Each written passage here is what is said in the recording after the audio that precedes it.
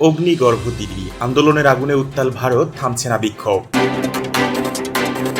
ভারতের রাজধানী নয়াদিল্লিতে আন্দোলনের উত্তাপ এখনো কমেনি। শিক্ষা ব্যবস্থা, সরকারি নীতি, কর্মসংস্থান এবং বিভিন্ন জাতীয় ইস্যুকে কেন্দ্র করে শুরু হওয়া বিক্ষোভ নতুন মাত্রা পেয়েছে।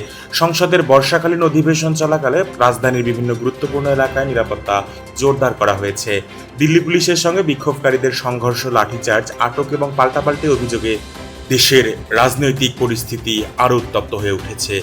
গত কয়েকদিনে টানা বিক্ষোভের ধারাবাহিকতায় আজও দিল্লির যন্তর মন্তর, সংসদ ভবনের আশপাশ এবং গুরুত্বপূর্ণ সড়কগুলোতে বিপুল সংখ্যক আন্দোলনকারী জড়ো হন।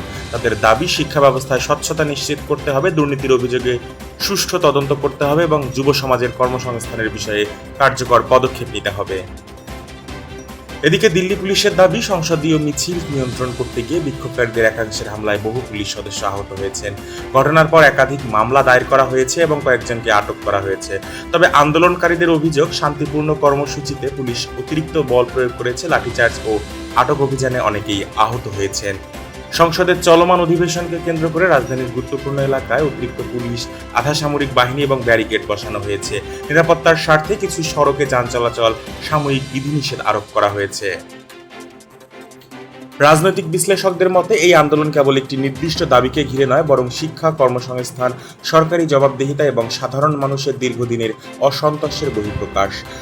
ফলে পরিস্থিতি শুধু দিল্লিতেই সীমাবদ্ধ নেই, গোটা ভারতের রাজনৈতিক অঙ্গনে এর প্রভাব পড়েছে। সরকারের পক্ষ থেকে আলোচনার মাধ্যমে পরিস্থিতি স্বাভাবিক করার চেষ্টা চলেছে বলেও জানানো হলে আন্দোলনকারীরা বলেছেন, লিখিত আশ্বাস ও বাস্তব পদক্ষেপ না পাওয়া পর্যন্ত তাদের কর্মসূচি চলবে।